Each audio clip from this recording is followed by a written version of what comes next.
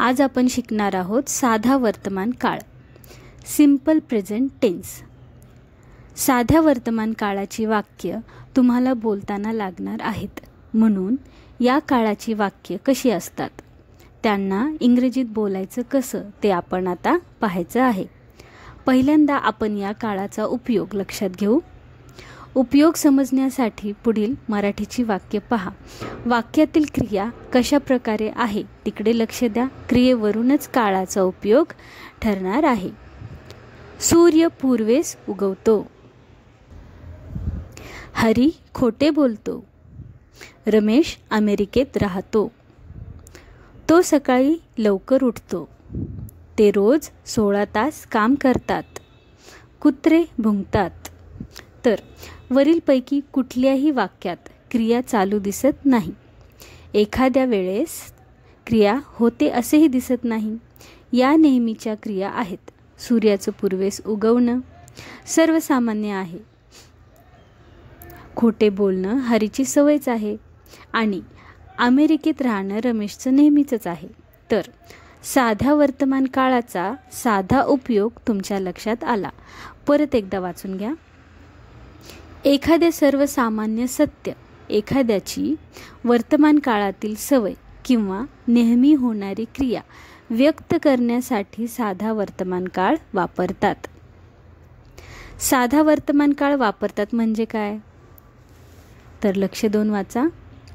साधा वर्तमान काळ वापरतात म्हणजे साध्या वर्तमान काळाची जी रचना पुढे येत आहे ती रचना वापरतात।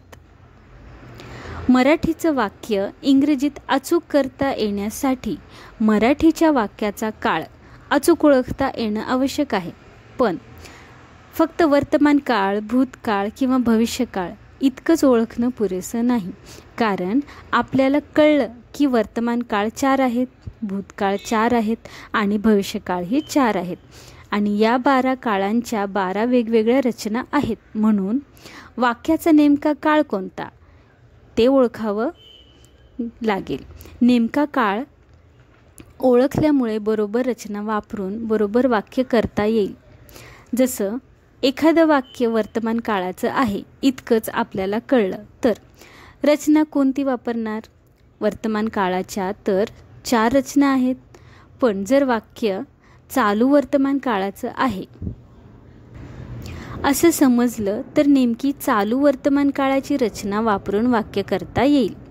हे वाचत असताना कोणासमोर जर असा प्रश्न पडला की काळ ओळखून रचना पाहून मी मराठीचं वाक्य इंग्रजीमध्ये करून बोलेपर्यंत समोरचा माणूस थांबेल का, तर हा वाजवी प्रश्न आहे। याचं उत्तर पुढे तुम्हाला सविस्तर मिळेलच। सध्या फक्त इतकं लक्षात घेणं पुरेसं आहे की हे सुरुवातीचे दिवस आहेत, म्हणूनच काळ ओळखून रचनेप्रमाणे वाक्य करण्याची गरज आहे। पण जसं जसं या पुस्तकाचा अभ्यास करत आणि मध्ये मध्ये दिलेल्या साध्या सूचना पाळत तुम्ही पुढे जाल, तुम्हाला काळ ओळखावा लागणार नाही, रचना पाहावी लागणार नाही आणि मराठीचं वाक्य तुम्हाला इंग्रजीमध्ये आपोआप करता येईल पटकन। तर वर आपण मराठीच्या वाक्याचा काळ ओळखण्यासंबंधी बोलत होतो। काळ ओळखणं सोपं आहे। वाक्य वाचल्याबरोबर वाक्यातील क्रिया पाहून तुम्ही वाक्याचा काळ ओळखू शकता, पण बऱ्याच वाक्याचा काळ पूर्ण वाक्य न वाचताही ओळखता येईल। फक्त वाक्याच्या क्रियापदाच्या शेवटी पाहून तुम्ही वाक्याचा काळ ओळखू शकता। जसं वरचीच काही साध्या वर्तमान काळाची वाक्य मी तुम्हाला परत लिहून देते। तुम्ही वाक्याच्या शेवटी लक्ष द्या। तो सकाळी लवकर उठतो। रात्री उशिरा झोपतो। सूर्य पूर्वेस उगवतो। पश्चिमेस मावळतो। वाक्याच्या शेवटी तो हे अक्षर तुम्हाला दिसलं, मग यापुढे मराठीच्या वाक्यात शेवटी तो हे अक्षर दिसल्यास तुम्ही त्या वाक्याचा काळ पटकन ओळखू शकता। साधा वर्तमान काळ, पण मराठीत प्रत्येक वेळेस साध्या वर्तमान काळाच्या वाक्यात शेवटी तो हेच अक्षर असणार नाही। कधी तोच्या ऐवजी ते किंवा त ही अक्षरेही असतील। आता हेच परत एकदा वाचून घ्या।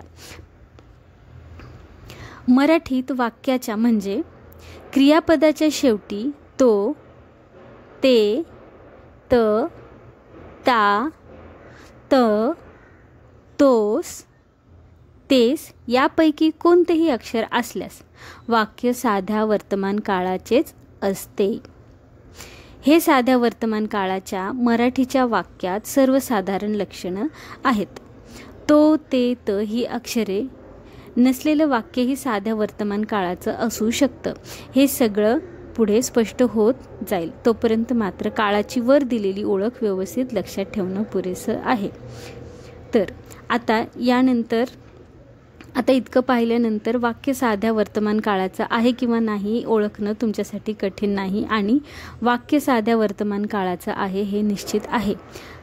तर आता आपण सूत्र पाहूया. तर कर्ता प्लस क्रियापदाचे पहिले रूप आणि वाक्य